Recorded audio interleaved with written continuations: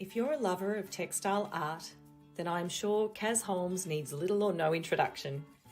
As one of the UK's most renowned textile artists, author of 5 books, a sought-after teacher, writer and lecturer with many local and international exhibitions under her belt, I'm always incredibly humbled and slightly terrified to talk to Cas live on air. It's been over a year since Cas was our very first Friday feature artist, and as Cas's students will testify, we know we're always in safe hands. Cas has a particular take on the world that can only be admired. Using nature as her muse, Cas is a master of turning seemingly everyday objects and found materials into extraordinarily beautiful textile landscapes layered with meaning. Cas draws inspiration from the simple things in life.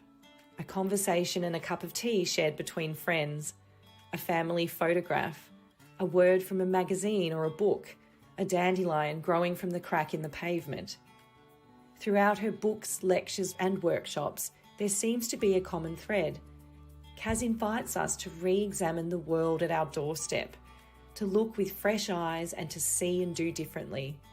She gives others the courage and confidence to let go of the often self-imposed limitations we put on ourselves and our art practice. By using what we have, what we can find, and what we can draw our own inspiration from, Cas offers everyone the opportunity to develop ideas for mixed media textiles in a more thoughtful way. Cas has generously shared her wealth of knowledge and love for the community and arts for over 40 years.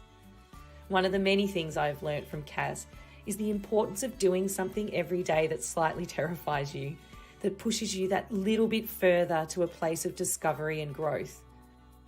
We are incredibly grateful to Cas for also taking a leap of faith and collaborating with Fibre Arts Take Two to produce her signature online course.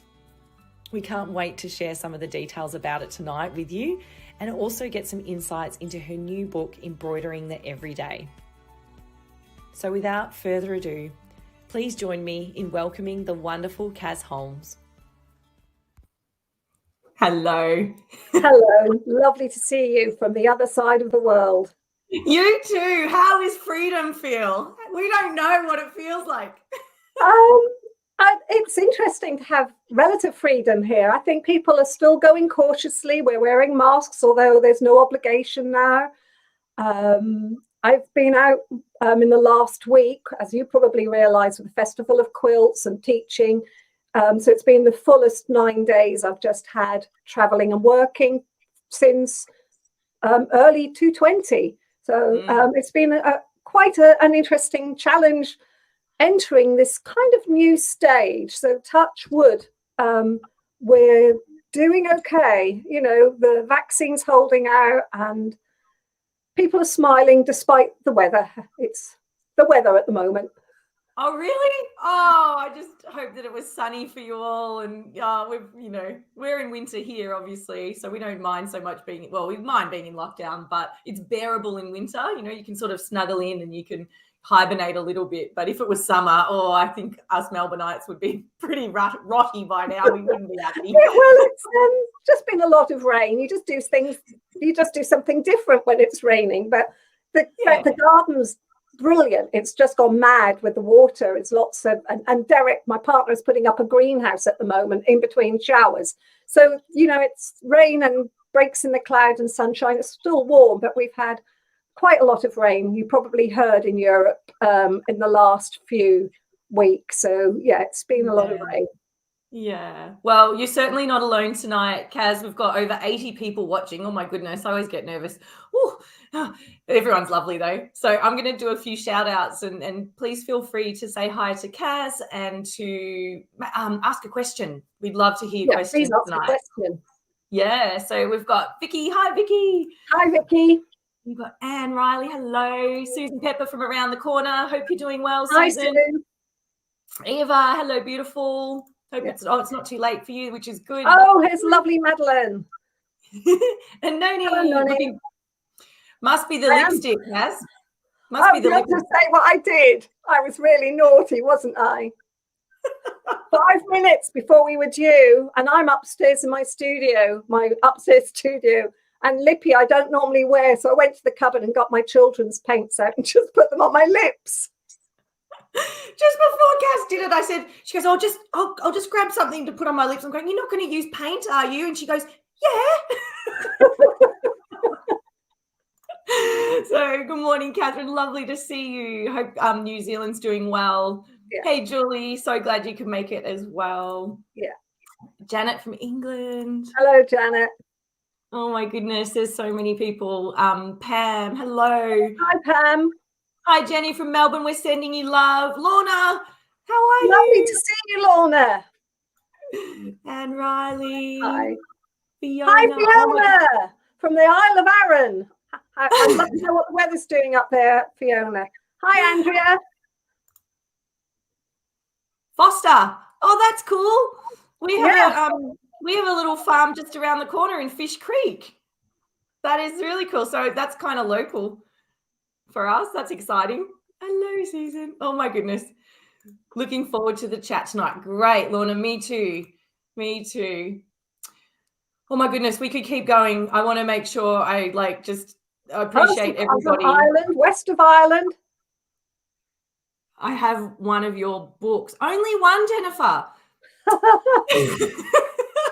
I'm stacked on them at the moment. My laptop is stacked on the books. It really is. Cas has done 5 books, and I just think that that's just incredible. Denmark, Victoria, hello. Judy from England. Oh my goodness. Norfolk, that's where I come from. That's where the expression comes from, to do different. Ah, yes. Tell us about To Do Different, Cas, while I put everybody's names up. Okay. So if you were speaking in the Norfolk dialect, hi, Robin, it would be to do different. And it means really when you are set a task and somebody tells you this is the way it needs to be done, you question it and ask if there is another way. And if there is, you do it differently. It's kind of the Norfolk attitude. And the University of East Anglia in Norfolk has taken on that expression, to do differently, which I think is a wonderful phrase that you kind of make up your own mind based on the facts. There is another one from my county, which is called Normal for Norfolk. That explains me, really. You know, I'm normal for Norfolk. I like that one. I love that. That's beautiful. Normal for Norfolk. Is it Norfolk or Norfolk? Norfolk. Norfolk. It depends on whether you're from Norfolk or where else. It means northern folk, northern part of the county. And then you had Suffolk, southern folk. So it's from Old English. Oh, gorgeous. Gorgeous. Lorna says her dad was a Geordie. Geordie. He's a Geordie. A Geordie. Does he? I wonder if he still has the accent, Lorna, when he, you do pick it up. And I apologise, but I think that makes my classes. You will hear that accent or that dialect when I feel relaxed and comfortable in front of the cameraman. That came out quite a lot, that's just me being me. Yeah. You can't be anyone else, Cas. Everyone else is taken. So, yeah. Philip. Hi, Philip. Good to see you. Lovely to see you, Philip. Yeah. I'm married to a how do you say that? A Scouser. A Scouser? That means comes from Liverpool. I can't even do a Liverpool accent, but if you could, you would. That most Australians wouldn't recognise somebody who speaks the broad Liverpudlian. Nor Geordie, actually. We had Rebecca Crowell on, and she's from America, of course. We had her on, and we were talking with Noni, and a lot of American people were watching live, and they were struggling with our accent. And they're like, "Can you just slow down? Like, what have you?" And you don't think that you have an accent, but clearly we do. So I'll try and speak slow. And English people get us, though. There's so many of us in England that it's like second nature. Yeah, we get you totally. Yeah. So tell us, what was Festival of Quilts like? You had two exhibitions that you're exhibiting in. You were running workshops. How was it? It was very well organised. I must state that quite clearly. The organisers did a fabulous job. People wore masks, although we're out of lockdown. Masks were worn at all time. Much more space around the exhibits. But I think the most overwhelming feeling I had was the joy people had about being together, and being able to see work and greet each other after so long of missing some of those events. So it's the first major event I've been involved with since the whole pandemic began. I happened to be working with a group I belong to called Art Textiles Made in Britain, and our exhibition is called Found, and it will be touring in the UK. This is my work, Pani Kekava, which means kettle, and shadows, which are the smaller pieces on the wall in the exhibition. We will be posting images, and if you visit our webpage, you'll see some of the images. But of course, while the exhibition is touring, we want to keep it fresh for people who are visiting to see it in the flesh. So these are 3 more of the pieces. These originated with the project I worked with for Gypsy Maker 4, supported by the Romani Cultural and Arts Company. So I was very proud to refer to my own narrative history, my Gypsy background, Romani background, and where it played within the construct of the exhibition theme, Found. And one of the things really interesting this time was we didn't get together physically in preparation for this exhibition. I quite like this little side shot. So you can see that there's the masks being worn, people coming together, being respectful of each other, but just enjoying getting up close to the work, being able to see the work and spend time with like-minded people discussing the project. The second exhibition I was involved with, came to the exhibition later than I would have realised initially, and it was for the love of Gaia, and it was organised through Luana Rubin and the Nebraska Quilt Museum, International Quilt Museum. And this piece on the left is mine. The one on the right is Betty Busby, but the piece on the left is mine, and it is based on the Downs where I live here, and it's called Northwesterly. It's beautiful, Cass. It's just stunning.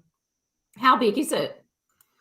I've got a piece behind me on the wall, so you get a sense of scale. I'm going to just walk backwards so you can see that. Hopefully I'm not going to trip over the wire, because so you can see how big it is. It's about this size. There we are. Yeah, so yeah. It's about 5 feet tall. That's incredible. I mean, most people that have, seen our lives and know you might get a sense, but you don't live in a huge house and you don't have a huge studio. And I just have got this whole new respect for the actual size of the work that you can create in such a small space now. It's incredible. Yeah, I think that's one of the wonderful things about cloth, that you can fold the cloth and carry it around with you.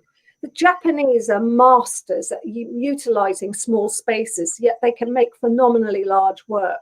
I worked on installations, a Japanese exhibit 20 years ago, and it was just amazing to unpack these works that were preciously wrapped in boxes, beautifully wrapped. I wanted to make the exhibition about the boxes because they were so exquisite as well.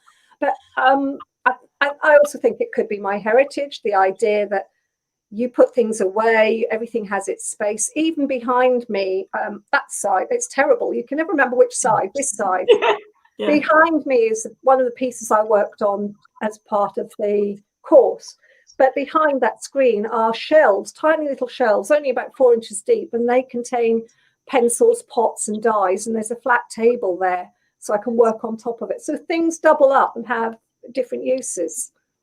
Yeah. I went through this tiny house phase where we just watched all these tiny house videos, and one of the rules was, and we had this dream that we're going to sell the house and live in a tiny house. I'm so glad after lockdown we're not in a tiny house. That would be hell. But everything had to have 3 uses, or it didn't go in the house.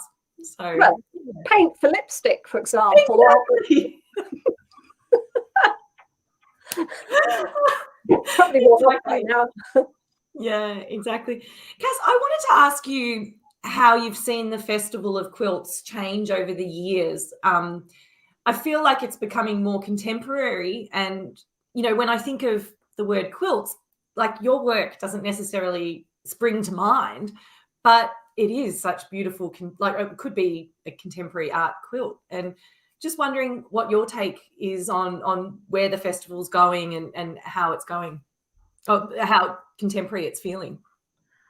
I think that one of the strengths of the Festival of Quilts is the way that it engages with its audience and community. So I think the juxtaposition of more traditional quilt making methods, so there are prizes given for hand stitched quilts, block quilts, machine stitched quilts, designer quilts. But yes, they've always been open to have more challenging work, if you like, from the contemporary side as well. And I think that mix makes for a thriving show that has something for everybody. I mean, pre-pandemic, it would have 60,000 visitors during its 4-day show. So it gives you a sense of its success. So there's something for everyone. And I think it would continue along that vein of the juxtaposition of the traditional and the handmade and the contemporary voice, because we learn from each other. And I think I believe that's what I get from it, the sense that there is a great respect for the form of for textiles or quilt making in all its forms. It could be called an international textile show, but at its heart still remains the quilt. I mean, that's important. That's what makes it different to many of the other exhibitions that may be on show in Britain at the time, is that its focus still, and that heart of it, is this idea of layered cloth that has its first foundation in the quilt making process, and that the more contemporary exhibits give an indication of how far you can stretch that process. And the Fine Art Textiles Award that's been running for the last 2 years, first one was online. They were both shown this year at the Festival of Quilts. Really was exciting and challenging and very strong. It was very strong work. So I think that's what I like about it. There is something for everybody there. And obviously the shopping, where for many people, if they want to try new materials or new cloth, that's a good place to go. Yeah. And did you bump into lots of friends, lots of textile friends? Oh, yeah. I had people who signed up for my courses were full. They were short courses, an introduction to a process and as much a way of thinking as it was to do with techniques. But people came to the art textile stand and came and said hello to us as a group. And we're really appreciative of the fact that the artists and the galleries made an effort to exhibit there. I mean, not everybody could exhibit, depended on whether they were pinged or not, with the pandemic. But those who got there, it was where people were really grateful and expressed their gratification and acknowledged how much work that had gone on behind the scenes to make this a wonderful experience for people to attend and a safe experience. They were just glad to be, people I think were glad to be there. And your workshop space just looks so clean and like it looks like a fancy hotel. Look at those white tablecloths. It's at the, it's probably not far from the hotels, but it's at the, it's in Birmingham. My brain's gone again, so that's pretty normal for me. I think that's age. It'll come back to me at, but it's in Birmingham, and they have white tablecloths prepared. I'd actually put plastic on top of it for some of the techniques we were using. But that enables you to work cleanly with textiles. So, and you can see how the students were socially distanced. And so diligent. Look at them. They're just head down. They're into it. And they're into it. And, they've donned their masks when they came up to the National Exhibition Centre, the NEC, Birmingham. There we are. I even had one lady who was from Iceland. She had got on a plane, had her jabs, did all the tests. For her, it was important to be there. So she came over from Iceland. Oh, that's beautiful. Yeah, good on her. Yeah, sometimes you just got to be brave, don't you, and do it. So Daniel and I are halfway through our jabs and feeling fine. We're feeling really great. So got our last second one on Monday. So, yes, I feel for you guys again. I mean, we've had sustained lockdowns, as you know, here. So I expected that people would probably go a bit wild when we were released from that lockdown, but they're still treading carefully, being calm, moving on. Events are happening and things seem to be holding steady, if not going down. So there's a little bit of hope. We're just feeling it a little bit more here now. So I'm hoping that it starts to spread across the world. It needs to, really, because otherwise there's no point. But let's go back to textiles. We know what's happening in the background, and I think it's important that we focus on looking forward now, if we can. I agree. Yeah. Tell me about your new book. And I also want to encourage people to ask as many questions as they like tonight. So honestly, pop your questions in the comment section, and Cas will be, she loves not knowing questions in advance. She just hit her with anything. Yeah, I like that. You see me at maybe my best and my worst, but I think it's the way I communicate best. I almost treat these like a workshop discussion. That's how I feel more comfortable. So I have my advanced copy here, which has one of the kettles on the front. There is a little video flicking through some of the pages. And in fact, I opened it up by random, and Chizuko Kurahara, who's in Life of For the Love of Gaia, her work is here on this page. And we've got the lovely Catherine Harmer Fox on the other page. So opening up at random, as always, there'll be references to other people's work within the book to discuss how the everyday things that we have around us can be a really important reference point. And I think it's kind of come at the right time. I didn't know it when I started writing, but I think we valued the everyday things much more.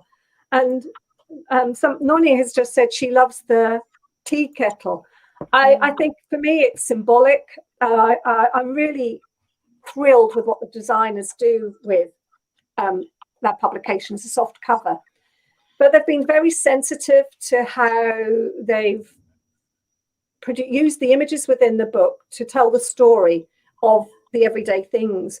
And the kettle for me is symbolic, and it remains that kind of hope that we will soon all be able to get together wherever we are in the world with family and friends and have a cup of tea, because that's the time when we communicate, we talk, and we connect to each other. And I think connection is so valuable. And this is perhaps at the heart of the book, how we can connect with just the simple things of every day and with each other through the materials that we use and the references we find. So it's taking a second look where we might have looked once and think we know what we're doing, being forced to stay at home because we need to in the last few months. Well, I think perhaps we've been more resourceful, and that raises questions about how we can take that resourcefulness into the future. That's beautiful. I'm sure there's a lot of people out there really waiting for your book to be released. When's publication? When can us mere mortals have a copy? The publication date that I've been given is the 2nd of September, but I'm saying that cautiously because this is the official publication date.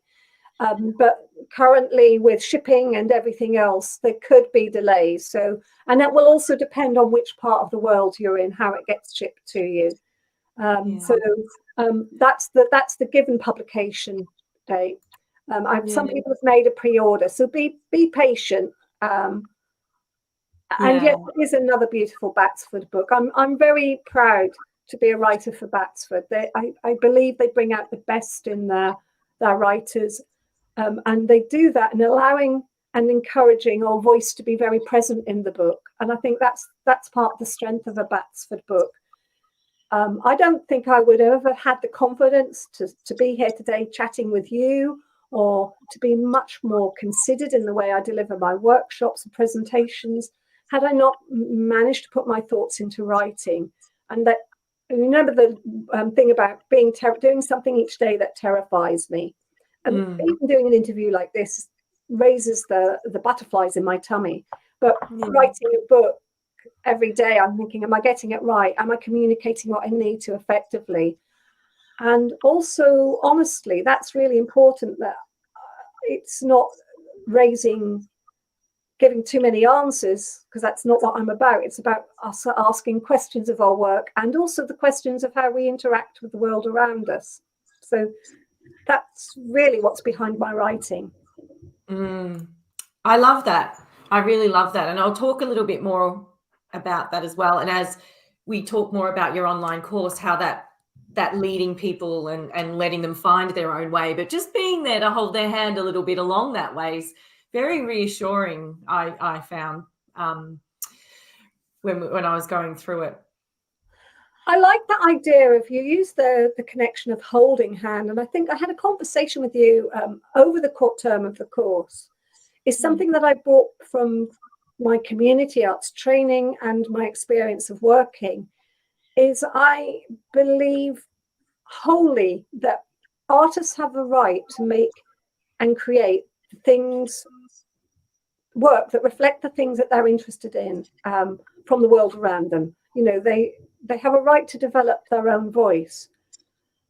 However, when I'm teaching, I have to take a step back. I make visual, I call it making what's happening up here visual to the participants who share with me on my workshops, courses, or in lectures or talks. Make visible what I'm talking about and how I work, but hopefully with a light enough hand that it encourages your voice to come through. And I kind of carry a mantra before me that I have the right to make my own work, but I do not have that right to deny it in others. And teaching is about that process for me. It's about opening up possibilities for the participant to find their own voice or develop their own voice, find a pathway that's relevant to them. And indeed, it may not always work. You know, sometimes you need to embrace failure. I do that all the time. Things don't work, the paints don't work, but from that I can grow. So I think it's really important for me that that's part of the process. I learn as much from watching participants on my course create their own works as in fact more than trying to share my own stuff and reflecting back on that. Wonderful. We have got some great questions coming through, and I'm just going to run them in order, Cas. Okay, so there might be a little bit going backwards and forth between what we've been talking about, but Susan Pepper, and I say Susan from down the road because she's a couple of suburbs away from me. How much of a piece is planned in advance and how much is from decisions made during the making? It's a great question, Susan. Thank you. It is a great question. It's a fabulous question, actually. I don't believe I ever fully plan my works in advance. It's the making of the pieces that help me identify what the voice within that piece.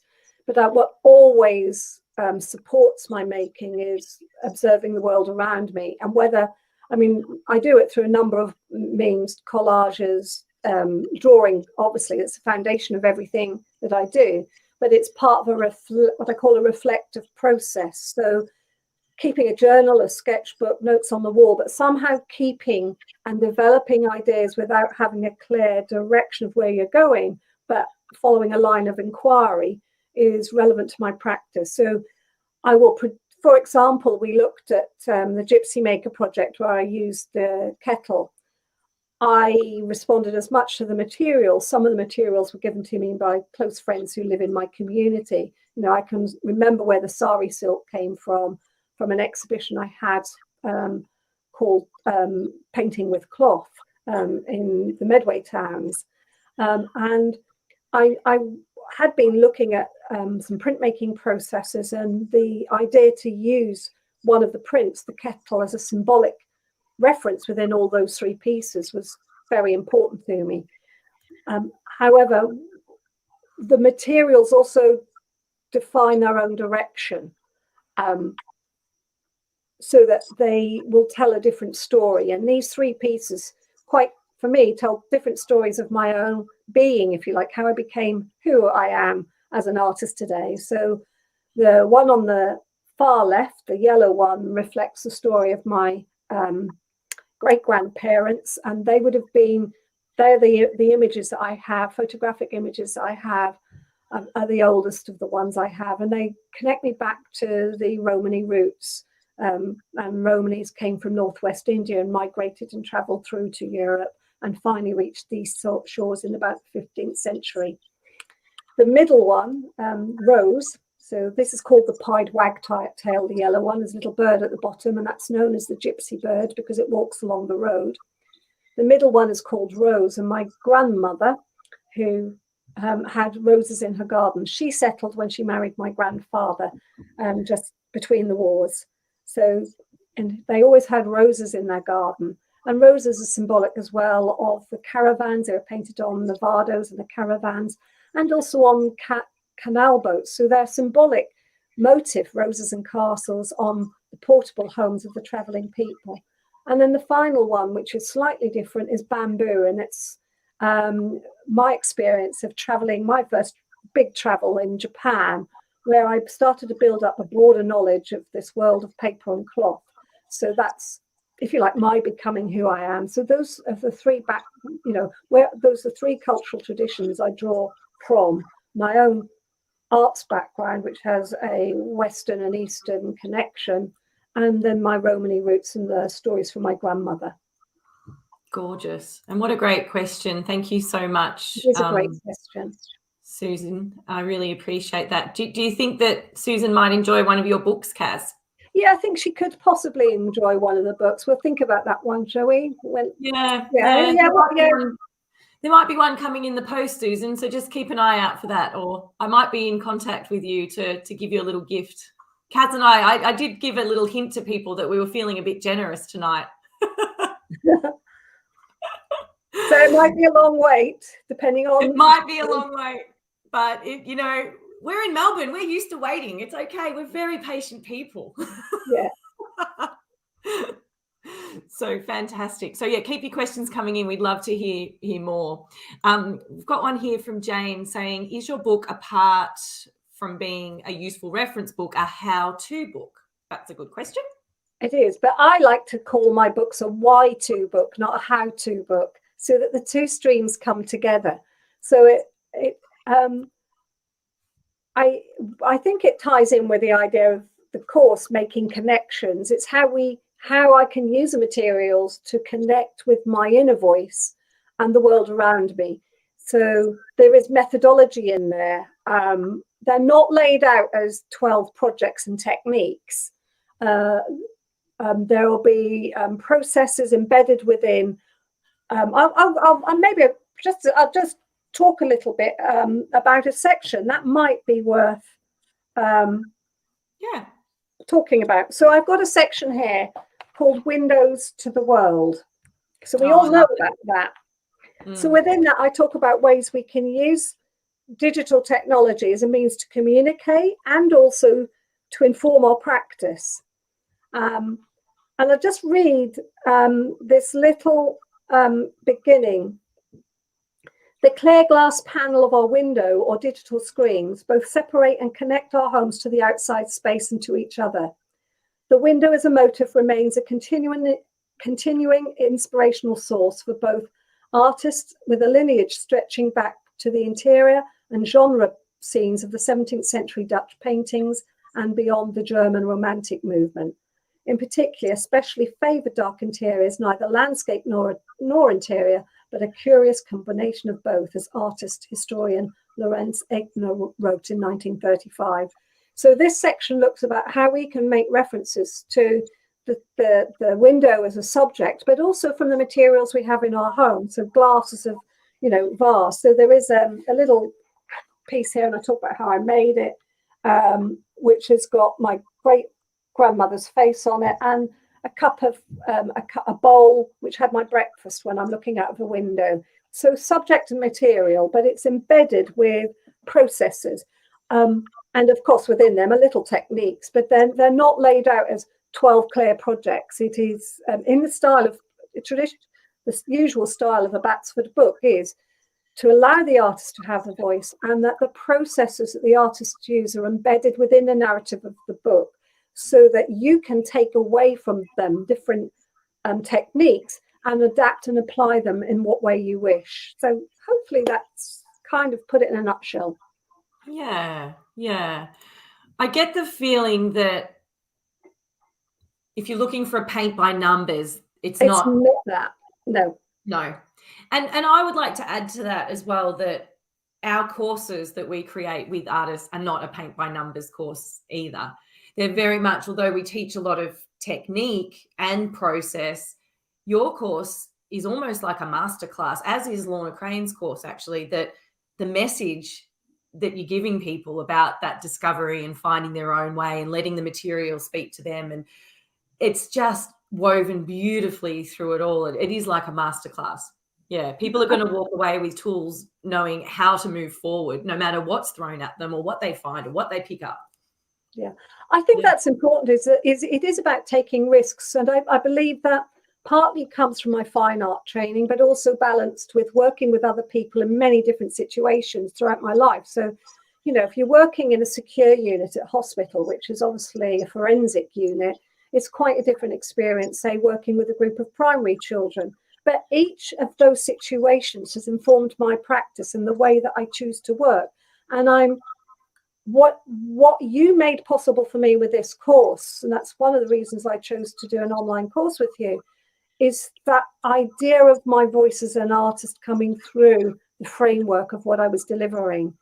And it's really, you know, I only thought initially, lockdown has taught me a lot about myself, but I could only really achieve that in a practical face-to-face situation where I could see and interpret and question the work I saw a participant on my course producing in front of me, and feedback and encourage others to engage with that process of learning as a group, so that what they did was valued, and also we could discuss new narratives, because I'd be stupid to think people came to my courses without any experience. You know, people have their own experiences, whether it's the story they want to tell, the materials they want to use.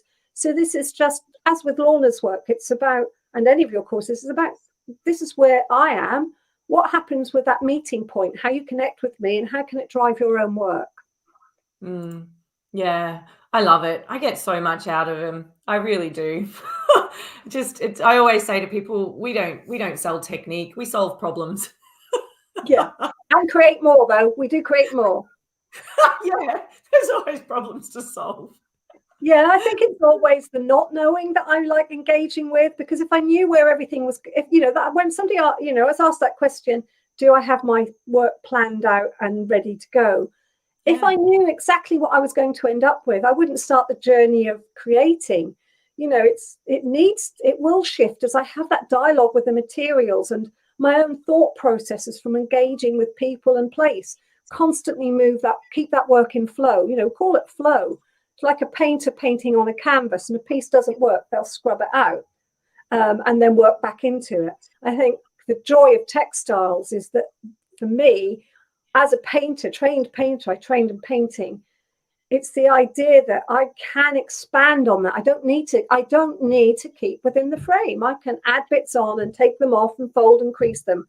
And that's what the world of cloth gives me. Oh, yes. I love that. I love that we don't have to stick between borders, and we'll get to that as well, because I've got somewhere I want to go with you with that train of thought, that line of inquiry. Line of inquiry. Holmes, that's my surname. Be a detective. Yes, I love it. But Kathy's asked a wonderful question, and quite a vulnerable question. So good on you, Kathy. Quite often I feel overwhelmed by ideas. Any tips on working through them, please? Kathy, that's an excellent question. And it is a situation I often find myself in. You know, I'm at the moment, I need to be doing a lot of computer-based work. So I'm in my studio less than I like to be at the moment, but sometimes I have to compartmentalize.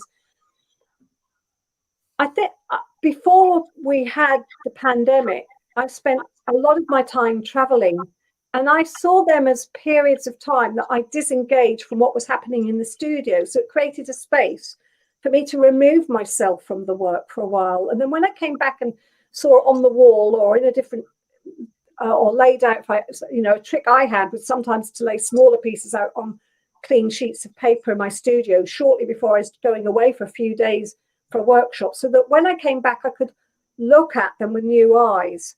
And then I would then pick out the ones I thought were working, and those that weren't working either went into my recycling or reusing stash, or I cropped them, I put samples in my book. But it's going to happen. It will happen to the best of us. It happens to me all the time. And it's about buying that time for focus, asking what is it that, trying to find what it is that really interests you. But in order to do that, you do need to have time when you're looking broadly and much more fluidly to gather that information. And I believe having a reflective practice. I have, I keep things here. I have them here all the time, sketchbooks, journals, several of them. They kind of allow me to go back and find out what threads are running through it. Good word, that, threads running through it. And then I can pick out those threads that are really important for me. Yeah. But I'm not certain I can really answer that totally, because it will happen and there's no escaping it. I don't think any artist escape that. I'd rather be overwhelmed by ideas than not having any ideas at all. Yeah. I do a bit of coaching. I've done a bit of coaching. I've had a coach in the past. And one of the things that they say, Ange, if you stay in your head, you're dead. So get it out of your head and write it down, or type it out or run it out or whatever it is. But if you stay in your head, you're dead. Just sketchbooks. Yeah, and I physically prefer to make notes when I'm revising things. I usually make hand notes because it's that tangible connection to the page, or it makes it very present. Yeah. And not to be precious about your sketchbooks as well. I think that we buy these beautiful. My daughter's a collector of sketchbooks, and my husband's probably nodding in the background going, yeah, every birthday, any occasion at all, any trip to Officeworks, and she just needs a sketchbook. So, but she'll fill them, but there's always new ones coming in. So what I loved about your course was that you took away that preciousness of the sketchbook and made it tangible for people, or for me to think about. Because I buy a sketchbook, I'm quite the opposite. I don't put a mark in it because I'm like, it's too beautiful the way it is. I don't want to wreck it. Yeah, I'm scared of that blank page. Before we came online, there was an interesting comment in the thread leading up to this interview. Somebody had mentioned that she knows how to draw, but finds it physically hard to draw now because of her fingers. Matisse used big scissors and cut out his cutouts from the bed just so he could put shapes and marks. Drawing is a core of what I do, and I make no apology for that. And I think what it does is it teaches me to observe, but it's not the only way you can interact with your journal, your sketchbook, your reflective practice. There are other ways too. You can use collages, you can use whatever means, but I think what drawing enables you to do, and if you talk about it as a verb, to draw from, it makes you pay attention to the world because you're in that zone. It does the same when I'm hand stitching. It's much more contemplative when I'm hand sewing.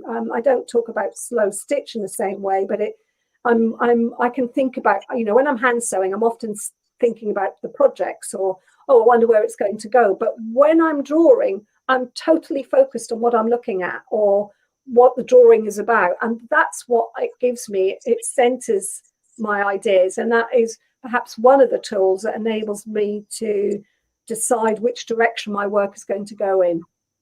Yeah, that's gorgeous. And that was a great question, Kathy, and we'd love to send you a book as well. So please get in contact with me. Daniel, if you could put the support email up in the comment section, and Kathy, send me your details, and when the book comes out, I'll pop one in the post for you. And Susan, thank you so much. Pamela has asked a question. Cass, I wonder, how do you manage your textile work and your home commitments? I find it hard to juggle and get swamped by everyday stuff, leaving little energy for my work, and everything stays in my head. Yes, we just said that, didn't we? Sorry. Yeah. I sympathise. I know that. It's been in the last 2 weeks, I'd forgotten how I did manage, because I've been able to work more from home, and that's given me broader pockets of time. So the last week and a half, particularly as I was away for most of the 9 days, it felt like I was preparing for one of my marathon trips to Australia, and I was only away. I was in this country and away for a few days. I try to do something, even if it's 10 minutes, even if it's sitting out in the garden with a sketchbook or having a cup of coffee and stitching. I try to do something that connects with my practice every day. If I don't, I feel like I've lost that connection, that everyday connection, that thread that runs through my work. But I do anticipate and expect that there will be times that I can't always do that. So I will fight for that time. And if it means, I mean, my partner's been pretty good. He's been making the meals most of the time during lockdown, because I think one of the things he's realized is me being here working, he's seen how hard I actually do work. You know, it's a bit different when I'm somewhere away. I think you just have to embrace that that's going to happen, and just carve out that little bit of time each day if you can. And maybe that could be your safe place. If you always have, I always say to my students at adult education, in order to progress your drawing, you need to draw between sessions. If they choose not to, that's fine. You know, they come along and they can enjoy the drawing.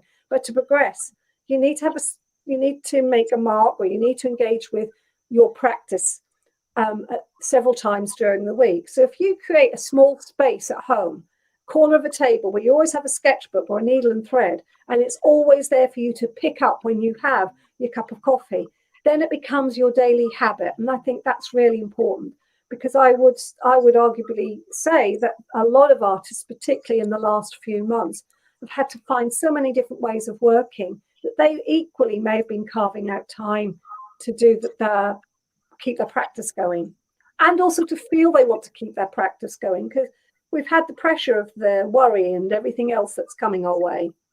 Yeah. Well, it sounds like Pamela needs to sit in a corner and read a good book. What do you think?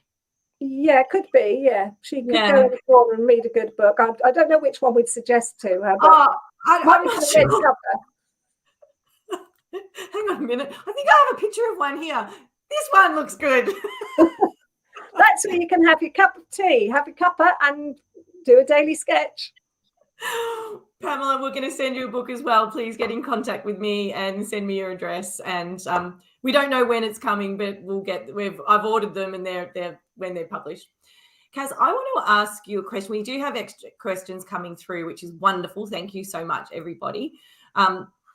But before I do, I'd like to ask you a question. And then before you answer that question, I'd love to play the show reel for your new online course so people can get a sense of it.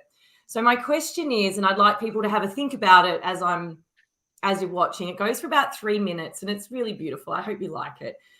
The question is, why is the name of your online course important? And we've called it Making Connections, Mark, Layer and Stitch with Cas Holmes. And I'd love to play the show reel for you all now as we think about that question. For some reason, my first love was always a landscape. I feel some kind of peace. It's a space to breathe. The everyday is not the everyday.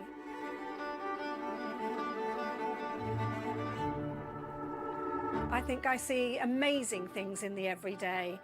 The ordinary things can become quite extraordinary. I think we just don't pay enough attention to it. That connection I've made to my own locality is something I want to share with you. I want you to find the things that are important to you. I started my career as a fine artist, so I trained in painting, and I bring the painter's eye to my work, that training, that fine art training. But I really embrace the world of textile, the way that I can touch materials under my skin. You know, touching cloth makes me connect. When I'm creating my work, I'm always working to and fro between that struggle of what it is I'm trying to make, and then a realization that I'm allowing the materials to speak to me and finding some meaning through the making process. As a student, and when I was first starting to discover how I wanted to work, I needed to develop an open mind. I saw failure as a failure of me, but now I see it as a matter of course. You can only achieve if you're prepared to fail. Accept the failures that come with learning. They're sometimes the best things I've done in my work. It's because of the failures. This course would have been incredibly beneficial when I started out, because that connection to my objective, what it is I wanted to do and how I was going to resource and bring materials together were very distant. I think that's what I want to give to you. I want you to see that that break between material and meaning are not so distinctly separate, and that we can learn from both the material we handle as well as the ideas we may have going through our head. We have to trust our instincts more and then develop those instincts. But I will just be going through all of the key processes that I use in my work that connect the found materials with mark, layer and stitch. Working online gives us the opportunity to have a lengthier discussion between each module, and we can build up things in a much more profound way, I believe. When we make art, we're trying to make connections to the world around us. We're trying to tell our own story. It's our own particular take of the world. I'd like to work with you to uncover your own voice, to make your own connections to the work that you create with me. So I want us to engage in that participation that we can have by being creative together. I've spent 40 years finding my own way through my work. By participating in the course and walking alongside the same path with me for a short while, I'm hoping that your work will find its own way, that you'll find a new direction, you'll reinforce the direction you want to travel. Trust me, your work will find its own way.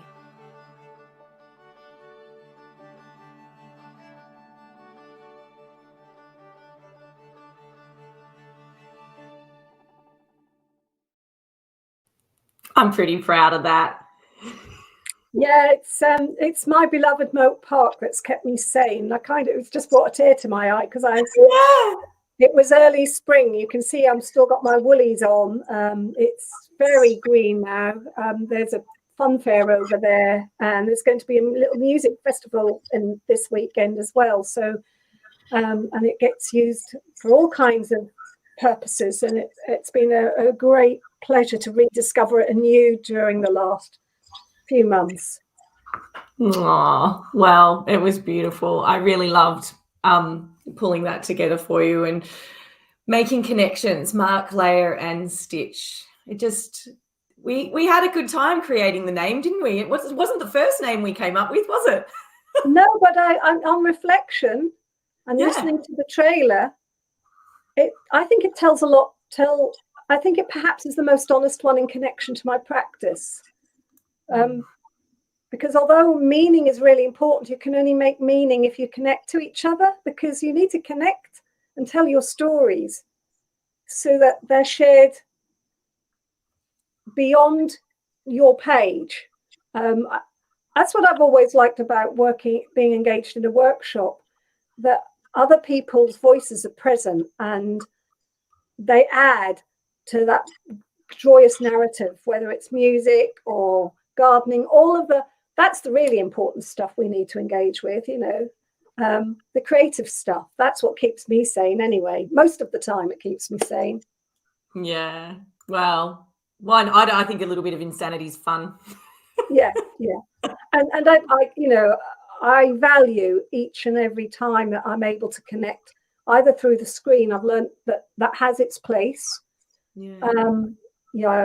I've learned that I can use the screen effectively and honestly, with whether it's Zoom or other courses. But most important, people have enabled me to do that. They've seen, I think people have, one of the most important things is how we've grown to accept that this world of the screen is perhaps something we can use in the future in a more positive way and have ownership of it in a way that's more meaningful to us, rather than, and so it supports what we do in the classroom. It will never be a replacement there, but they support each other. They're different ways of working. And for some, that might be the only way they can connect to courses. I've learned that I have students who are more vulnerable, who can't go out, who have physical difficulties, who've engaged with me in the last year because I have gone online and worked live, and it's enabled them to see each other through that screen. So I think there is a lot of value to be placed on all types of learning, in the studio, through a screen, one-to-one, out in the park, As long as we connect, that's really important. Yeah. Well, yeah, I'm so pleased that we changed the name as well. And it's really beautiful. And I've certainly loved connecting with you. And so many people are asking questions, Kaz, so I'm going to keep going with the questions, okay? We're going to rip through them. Okay. We've got Julie. I'm intrigued by your practice of do different. Yes, I love that saying. It's my favorite as well, Julie. Can you tell us a little bit more about this? And I've written a beautiful email actually about this, Julie. I might be able to send it to you. I'd like to see that. Because I think the term too different, and from having the Churchill Fellowship, which means with opportunity, that quote that I have there is with opportunity comes responsibility. They are the two quotes I have on my Facebook page. So one is about, obviously, it's more tangible. With opportunity, you have a responsibility to share and engage and enable others. That's what the Winston Churchill Fellowship is about. But why it sits beside too different is the fact that you may think you know the best way to do something. However, by engaging with other people and other thought processes, you might find another way of doing something a little differently that will enable you to create what you want to make in a more profound way. So that's talking it in the context of the creative process. But it sometimes means that for me, when I'm listening to the news program or I'm out shopping, that I think, well, is there a better way of doing this? That do different attitude is ingrained. It was ingrained in my thought processes, and it may have come from a number of things. Historically, with my grandmother, she always taught me that that using what we had around us was part of her nature, because that she was on the road all the time. So you learned to respect what you had. Doesn't necessarily mean I'm always using natural materials. It could mean I'm using the waste that's coming out from the post-industrial age or the post-digital age. But asking the right questions allows us to tread a different path and find out different ways of working. Not to accept the norm, not to accept that just because it's always been done that way, it should always be done that way. Yeah. Asking good questions gets you a book too, Julie. Was she already on the list? You're getting 2 books, are you now, Julie? No, I'm writing people's names down. I'm keeping a list. That's a good list. I'm glad you are. I've just got the list here. I'm actually going to have some work in Australia soon as well. Oh, go on. Tell us about your work in Australia. Come on. One of my first visits to Australia 10 years ago, I struck up a very good friendship with Petter Lloyd. We've been online and good friends. Well, I could say that about a lot of people I've met in Australia. I kind of get you, I think. I can be myself. And she asked if I would take part before the pandemic in an exhibition which will be at Blarney Books at Port Fairy, 1st to 31st of October. And it's called Day by Day. So I've shipped my books. They've got there. I sent them as just found materials in a box. One of the pieces that is on the course, The Edges of Australia, which was a piece that I had produced on one of my travels around the edges of Australia, will be exhibited as one of my central exhibits in the show. So I so much wanted to be able to be with you in a more tangible way, and this opportunity had arisen to exhibit. It will be with the fellow exhibitors, Gillian Edwards. So there's a 3-part show, and all going well, depending on how you're not in another lockdown, we should be on show in October. And we're looking for possibilities of other places it could be shown. That would be lovely to celebrate the positivity of how 3 artists engage with each other from different parts of the world. Oh, that's gorgeous. More connections. More connections, day by day connections. Yeah. I was just chatting to Peter the other day on the phone. So, yeah. Yeah. She says to say hello. Yeah. Philip says, Cas, do fabrics suggest directional ideas in themselves to you, or do you see them as something that can be transformed to a subject? Now, Philip's going to get a book, so because he's in it. He's in my book. Philip, he's already going to get a book, so I don't need to put him on our list? Nah. You'll be all right about donating it to... He'll get a book, Philip. You're already on the list. You're on the list. I know where that question's coming from, Philip, because Philip is a past master at actually using... he's trained in textiles, digital design. And I think what he expresses in that question is that really that interesting meeting point between the material and how you evolve the meaning. And I often, when I'm collating my materials, the found materials always come from my travels, my journeys, or meeting with others. I don't go to a scrap store or I'll get them in any other way.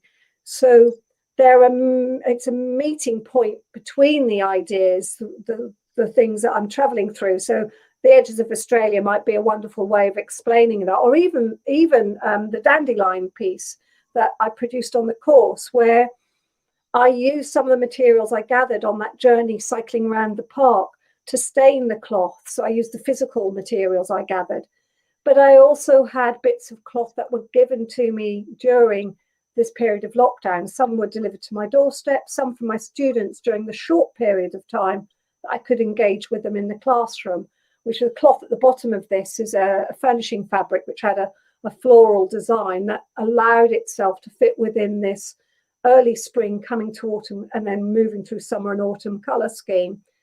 So for me, it's a mixture of both, that there are these ideas threading or running through my work from my observations, but then the cloth that I gather during that time period will often be used within those pieces.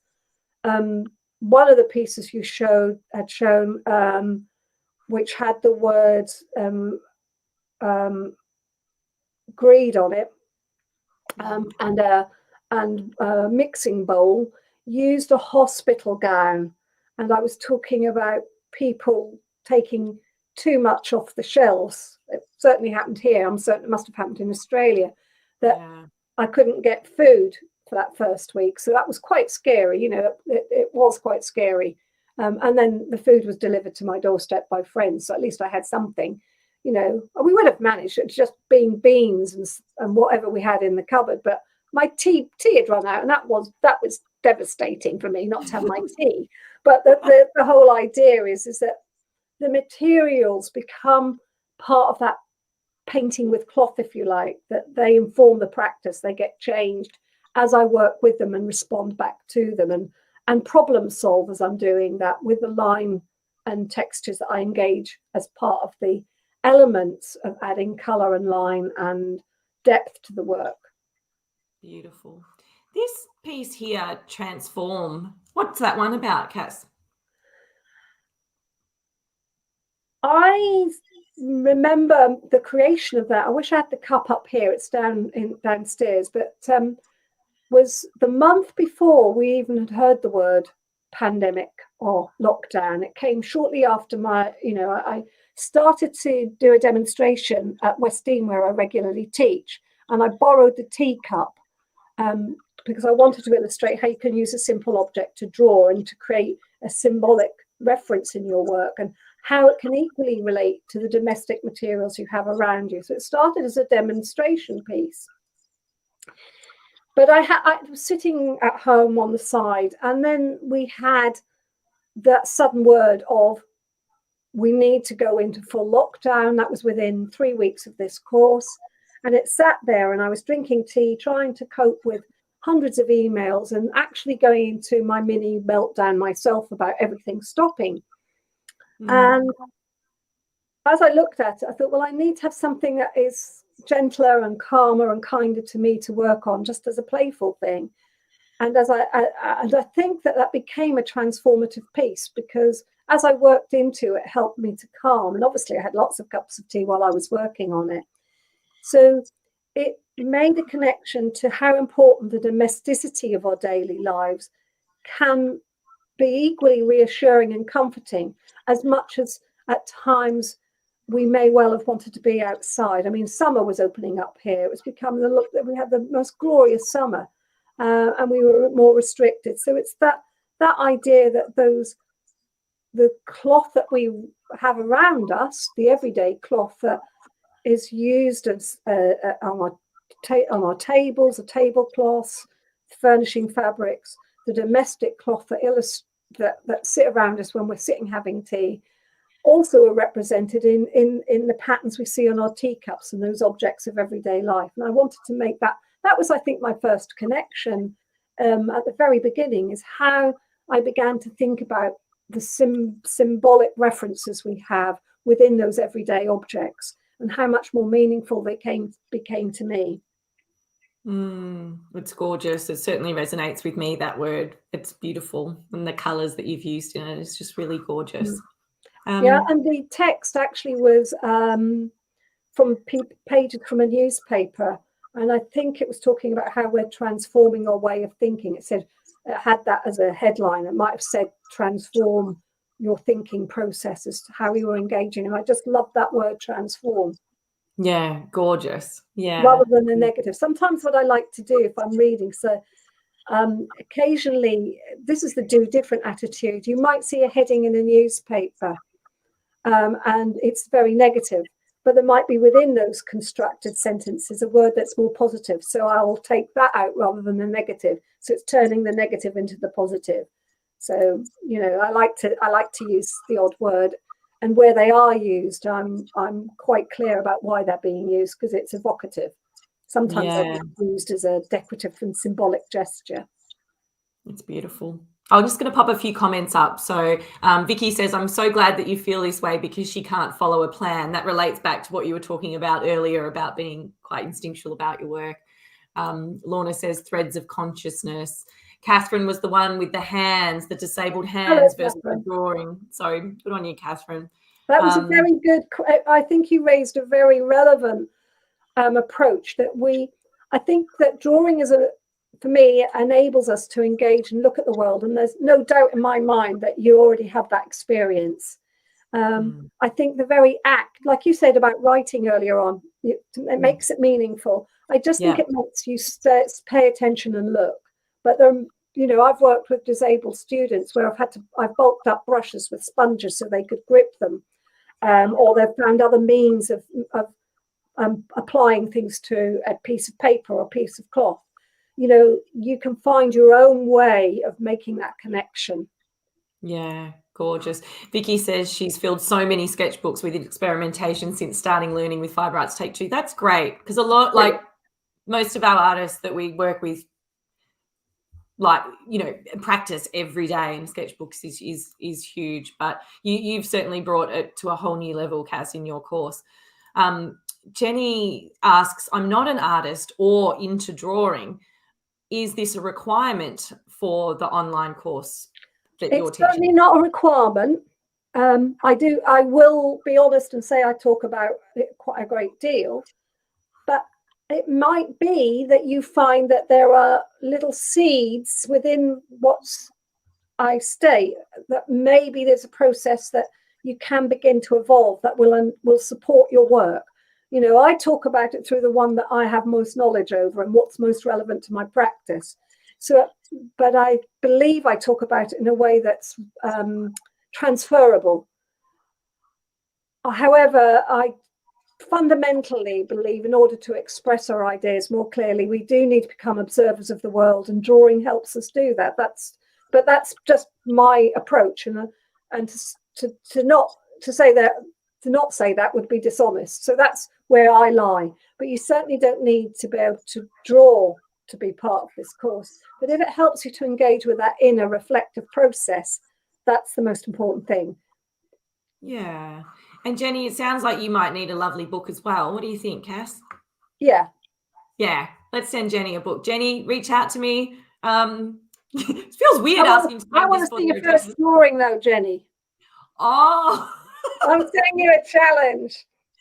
And you don't need to draw like anyone else. You just need to draw like yourself. You don't need to send it to anyone else to see. It could be in a message, but it could be a drawing in stitch. Yes. Yeah, Or I Mark love making me that. stitch.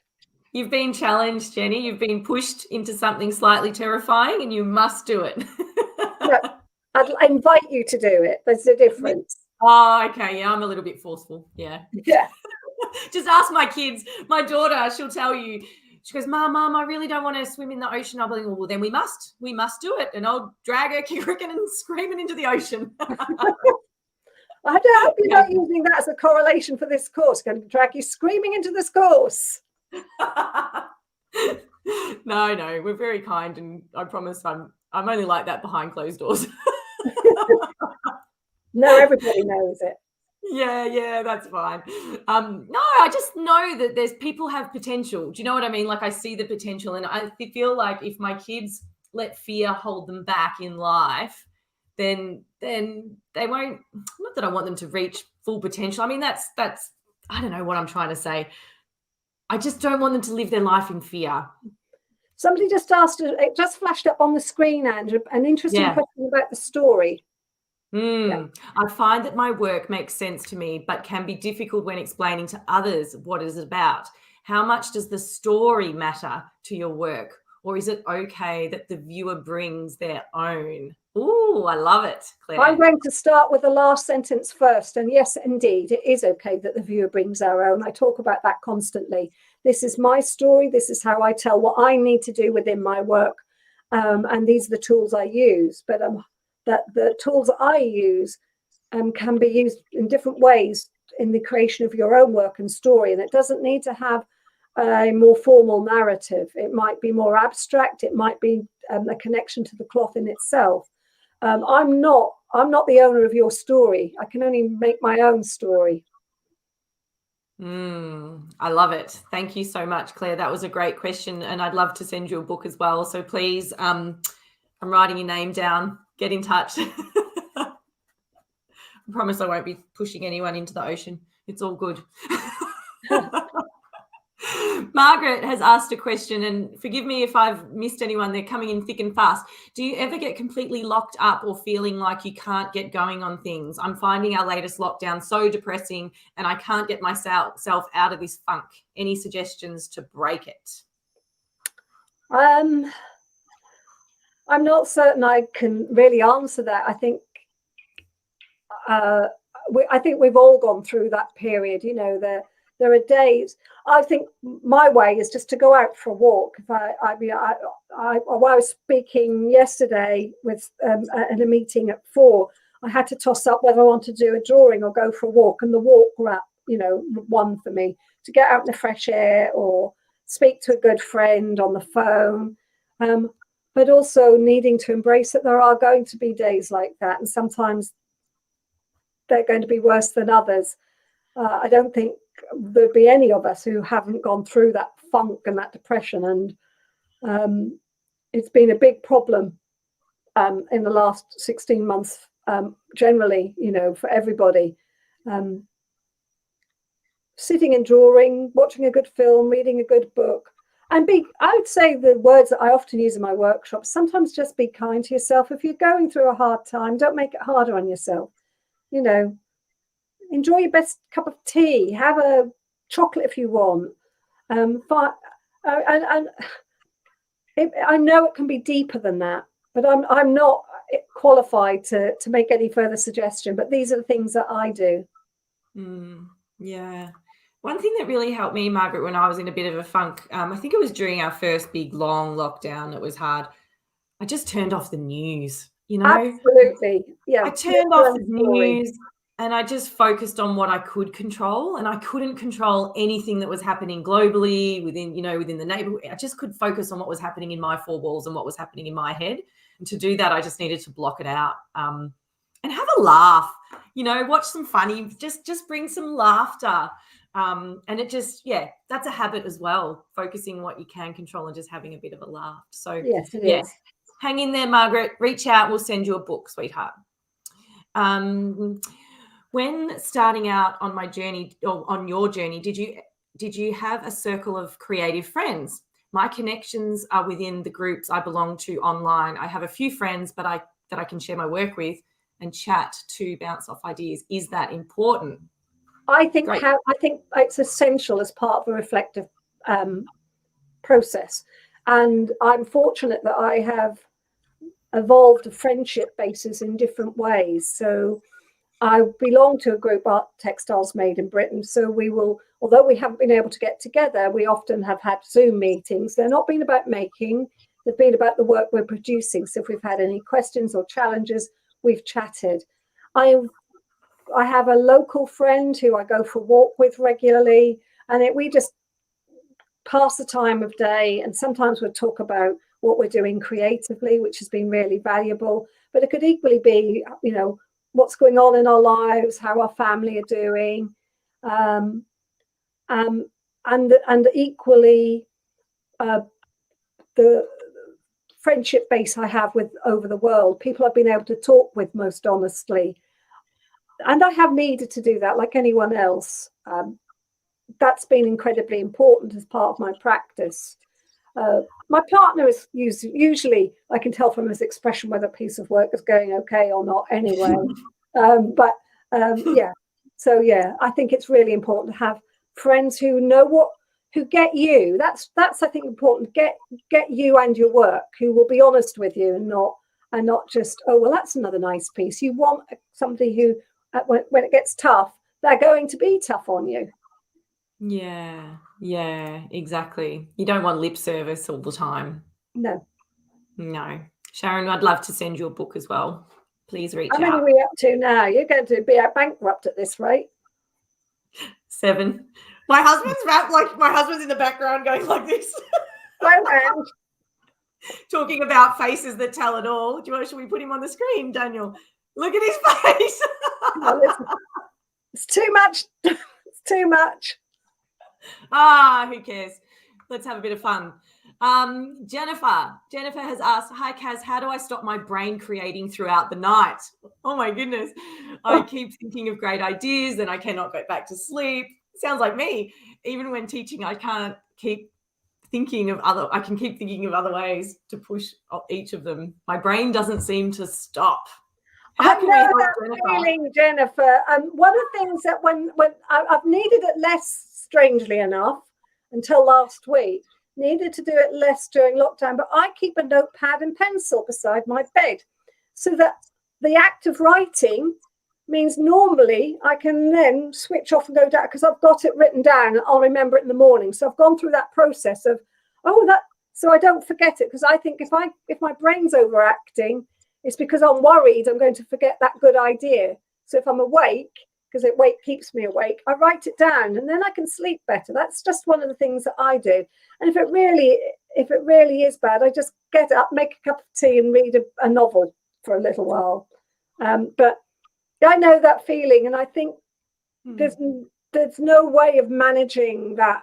Sometimes you learn to, managing it totally, you learn to adapt and work with it.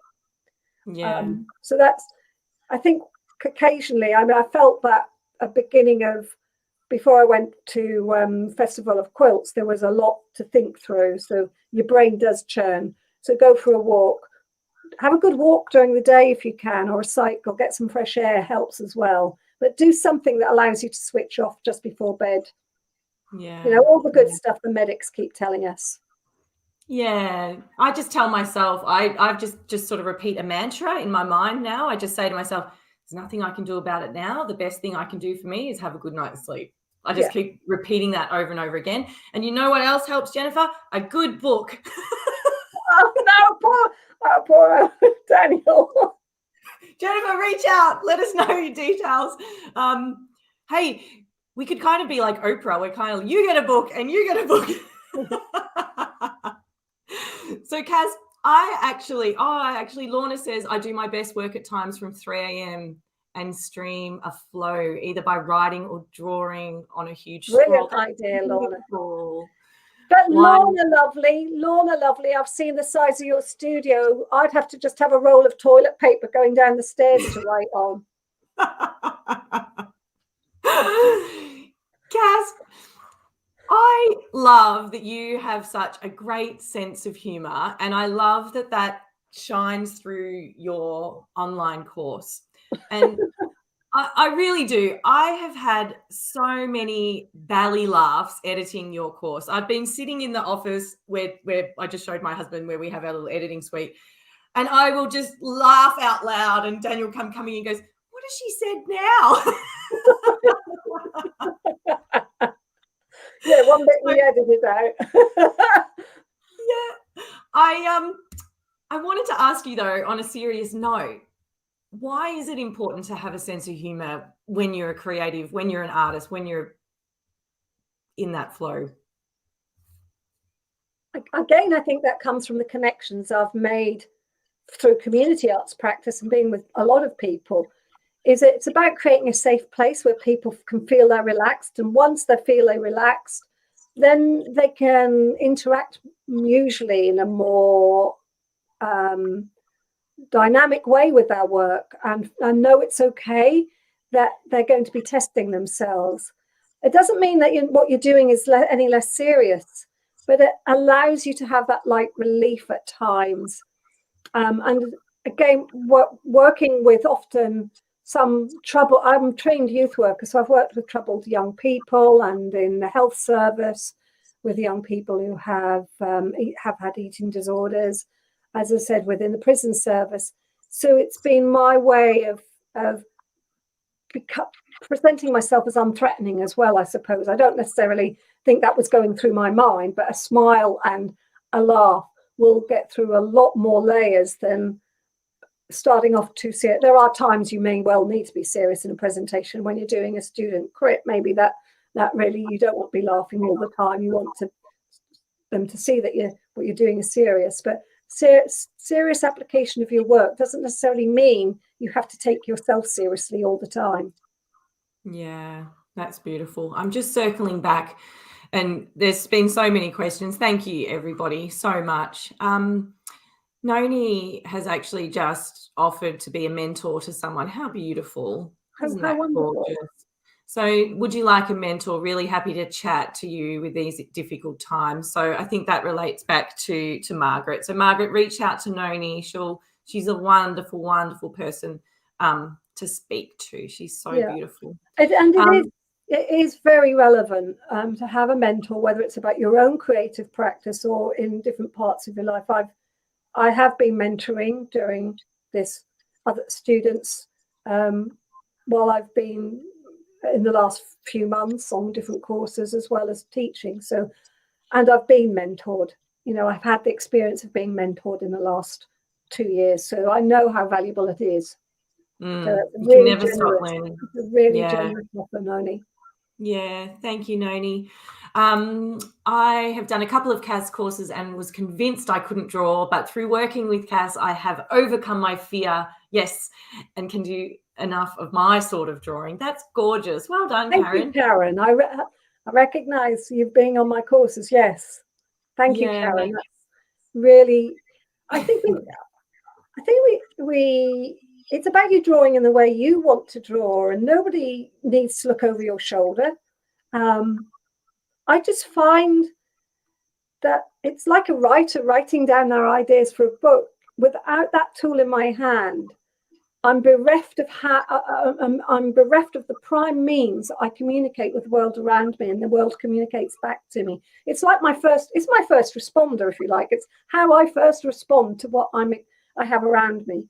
And I'm trained in photography, and photographs are incredibly important, but they in some way don't require you to pay attention for quite as long, or we tend not to. We've taken the snap and we move on.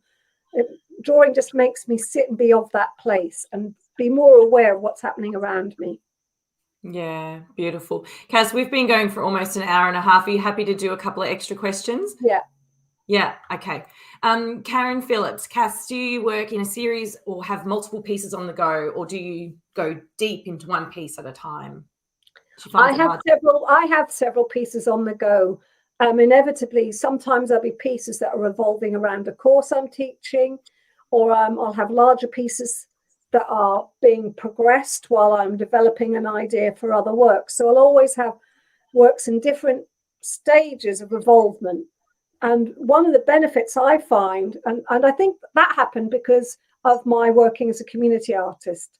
So I needed pieces that were dry to stitch in. I might needed smaller pieces I could carry with me. But one of the benefits I find from having several pieces on the go is that ideas flowed between them much more readily. And they created their own dialogue with each other. And if one wasn't working, I could put it away for a little while and return to it. So I wasn't going to beat myself up about it not working for a while. I gave it time to rest so I could engage with it again when I was ready to. And sometimes it would work and sometimes it doesn't work. But I think this creating process is as individual as you are. You find your own way of that engagement. And some people feel, and that's right for them, to just focus on one piece. I know Claire Wellesley Smith has been working on a piece of cloth for a number of months now. Working on for a period of time, going on in the background constantly. It's on the table behind me. I pick it up. I haven't picked it up for a while, but I pick it up now and again and stitch a word onto it. I think if I haven't got connection on there, it needs to go on there.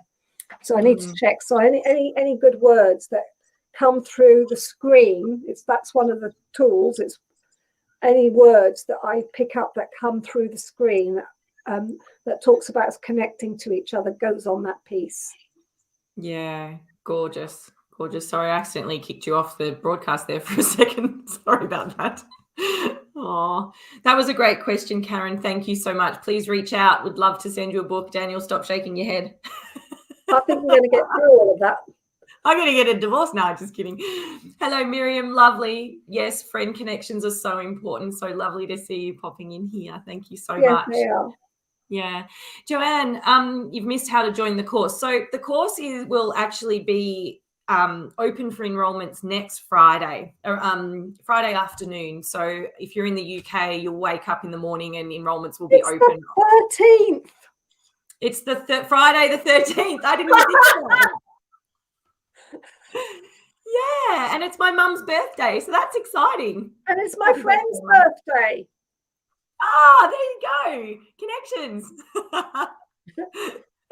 So we have a link. We'll pop a link up in the comments, and we have a little waiting list or a register your interest link, and then that way you'll be on the emails, and we'll be sending you some emails, and everybody that's registered on our email list will be the first to know when enrollment's open, so you won't miss out at all. So fantastic. Just going through the last of the comments, making sure that I don't miss anybody. Marilyn asked if I find if I have a problem or I don't know where to go next with my art, I wake up in the night, problem solved, or how to. Does this happen to you? I wake up in the night. Absolutely. A good night's rest is a great resolver of problems. And sometimes if you write down that question, I don't know what colour to use. I mean, I knew that there was something I needed to send to you yesterday morning, Ange, but it only came to me in the first thing in the morning when I woke up, and I thought I need to make certain that we redo the beginning of that PDF. So it must have been something playing. It didn't keep me awake, but I woke up with a resolution to some, part of what I was looking at. Yeah, I find that happens. It's quite different to the ones that keep you awake because your mind is buzzing too much. Yeah, absolutely. Mo Mooney, that is an awesome name. Which artists have influenced you or inspired you, Cass? Very good question. I don't have an allegiance to any particular artist, but there are several that have informed my practice.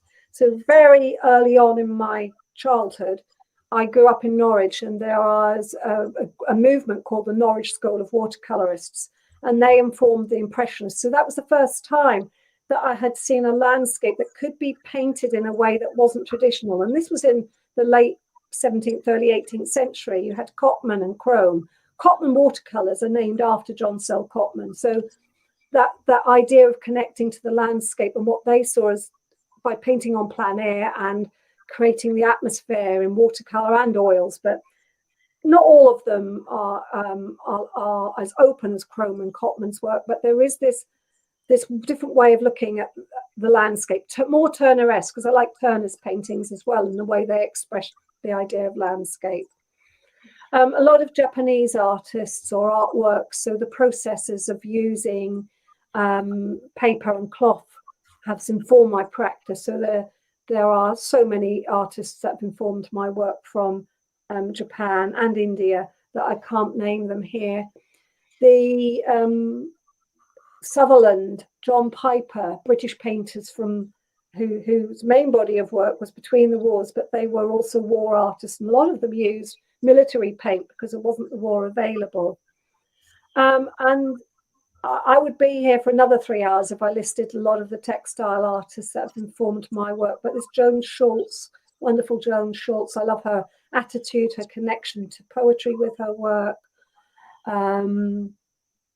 There's lovely Lorna Crane. I love your work, Lorna. I love the way that you interact with your cloth more openly and encourage that open expression with mark making that really truly connects to space. So yeah, I could go on. So yeah. But you notice I'm drawing my influences both from cultural backgrounds and tradition, from the traditions of fine art, painters, sculptors. Andy Goldsworthy, for example, his interaction with the landscape is very profound, and the world of cloth. So they would have informed where I sit, and as I matured and developed my own practice. And I think it's important that we find others that we might call our tribe, the people's work we respond to, because they have a connection to us. I'm actually sitting on a stack of books, which has got your wonderful John Wolseley, the publication by Sasha Grisham. He's wonderful. Yeah, I love his work. And I carry that back in my suitcase, emptying out some of my clothes the last time I was in Australia. He's just up the road in Bendigo, you could always catch up with him. I missed the talk. He did contact me because I missed the talk he was giving at the museum because it was fully booked. And obviously I was on my travels. Maybe one time, because he's done some lovely free community stuff for kids as well in lockdown, which has been great.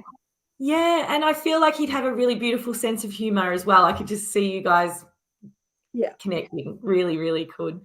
And it's wonderful to introduce this work to my students here in the UK, because they would not have known of his work. It's really, really relevant that we have, for me, to have a broad outlook, because I think that comes from a broad experience of teaching, but also where I've trained. I came into the world of cloth after I graduated. I started to work with paper before I worked with cloth. But what it gave me is the right to create my work borrowing from those traditions and somehow melding them so that I neither belong to one or the other. I'm somewhere in the middle. I'm doing my own thing differently. Yeah. Couple of extra. Are you still okay to keep going, Cas? Are you sure? Just a couple of extras. Yeah. I mean, you've got water. I've got wine. It's probably why we're giving away so many books. Yeah. I'm beginning to think that, No, we're good. We're fine. I know exactly what's going on. Jenny asks, do you prefer to use vintage cloth or newer textiles? This relates to what we were talking about before we went online. Recently, my mother passed away and I had the job of clearing her house. I'm sorry, Jenny, that's hard. I collected her vintage dollies, hankies. Yeah, I feel a connection. I'll probably send you the link later. There's a link, unless you can look it up, that talks about the Gypsy Maker project and how I connected the materials to the story behind the work. I'll use any found material. I don't use new cloth.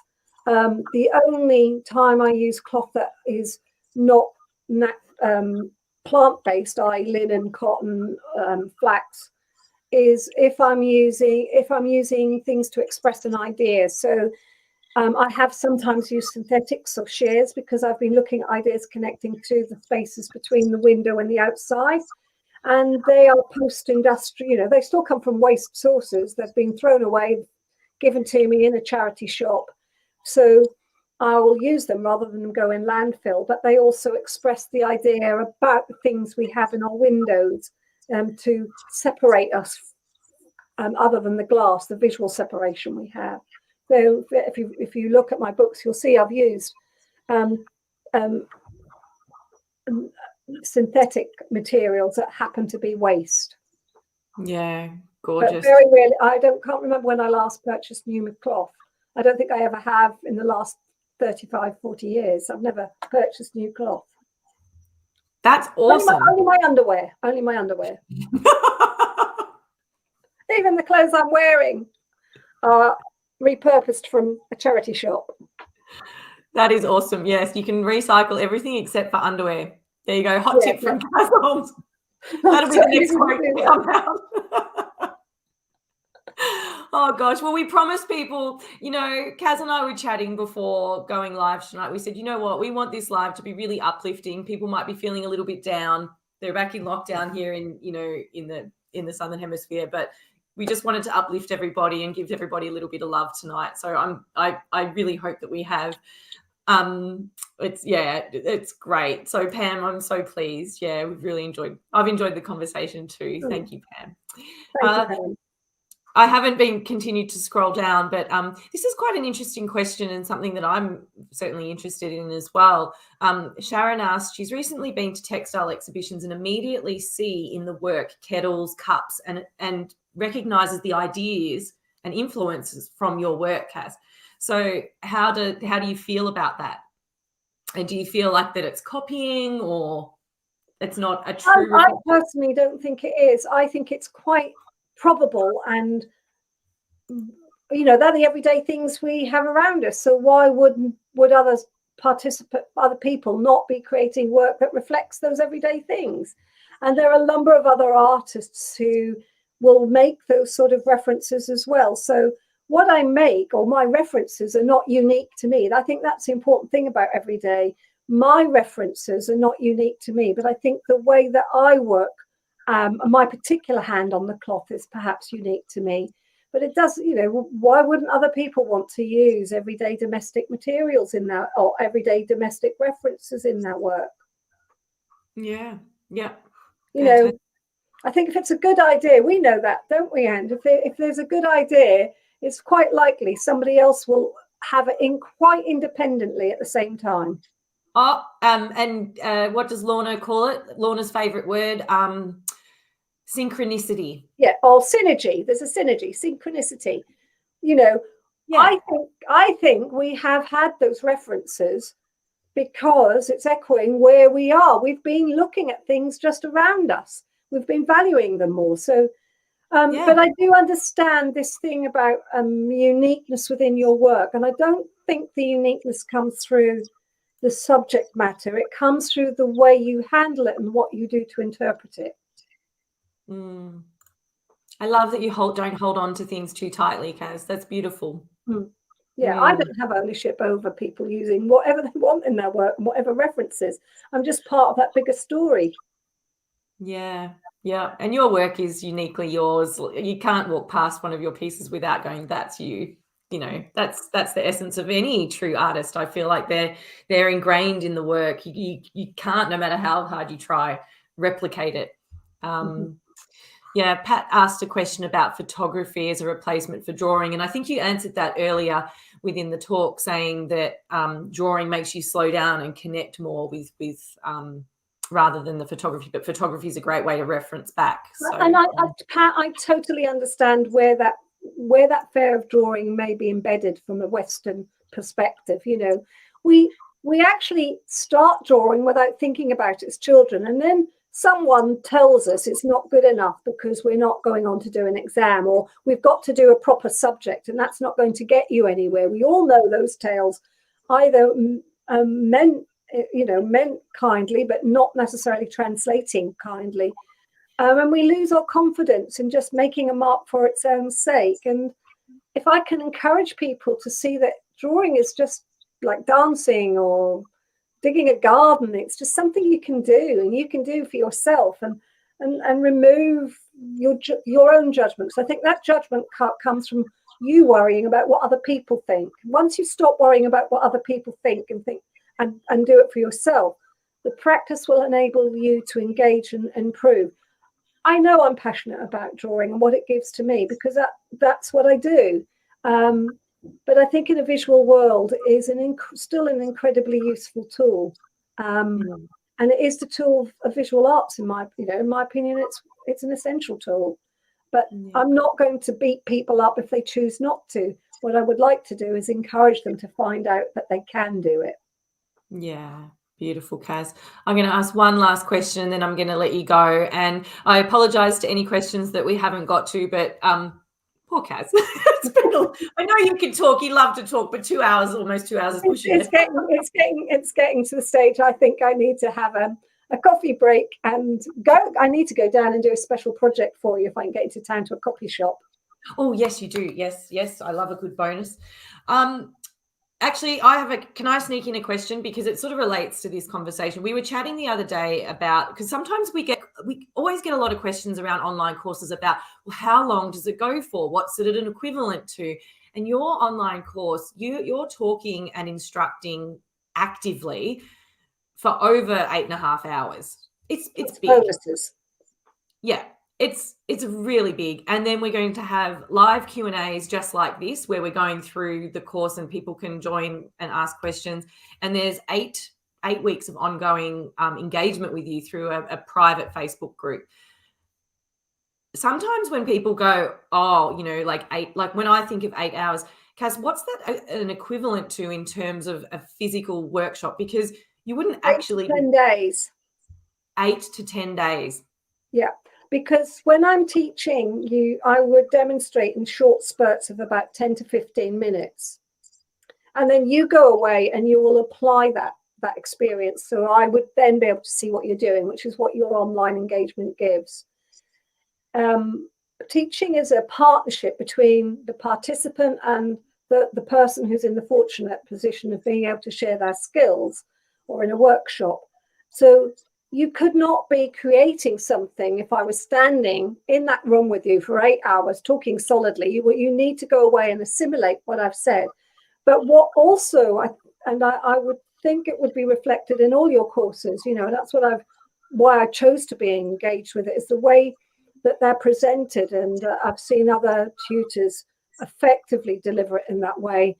When you're presenting online, whilst trying to retain the flavour of your tuition in the classroom, which is what I wanted to do, make you feel you were in the studio with me, you need to be much more succinct in the way you prepare and prep. So anybody who's attended a course will know that I might do a demonstration, and then while you're settling in and doing your work, I'll be getting ready for the next demonstration, going around, looking at everybody, seeing how they're doing, what they're bringing to the work, and then we'll go on to the next stage.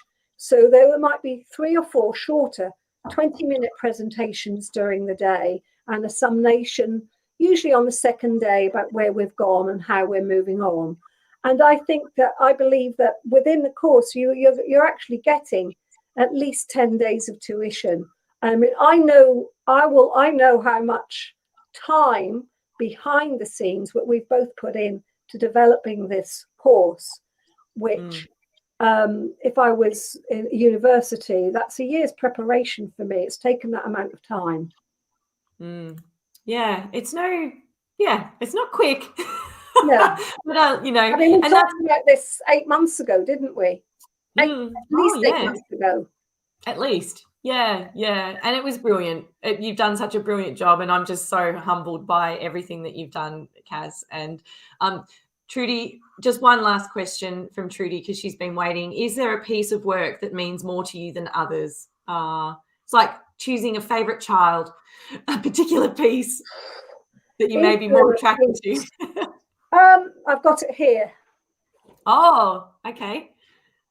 At the moment, my favourite, I have several that I would never let go, but this is the tiniest piece of work. It's my landscape in a pocket. Oh. So if I open it up,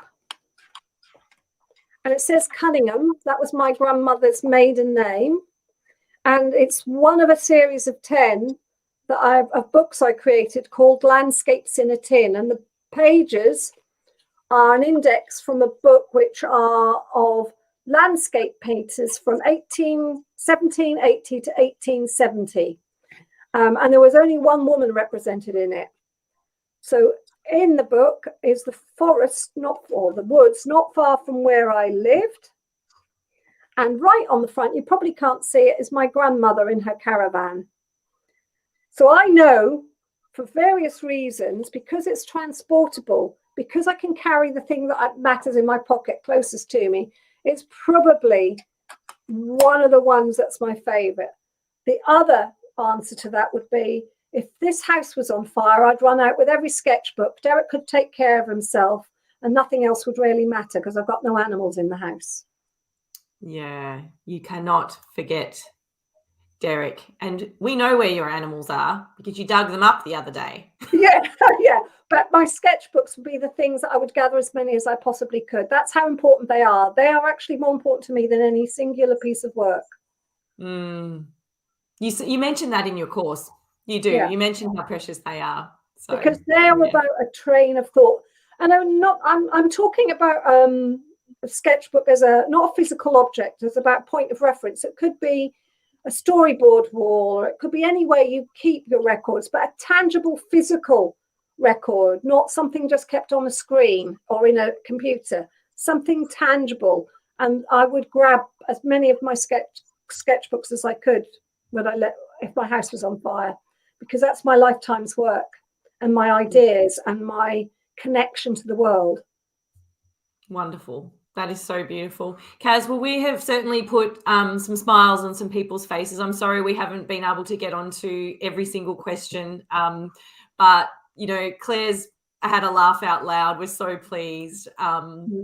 Fantastic. Very interesting comments. Thank you so much to everybody who's made a comment. We can't wait to send people books. A lovely start to a Friday.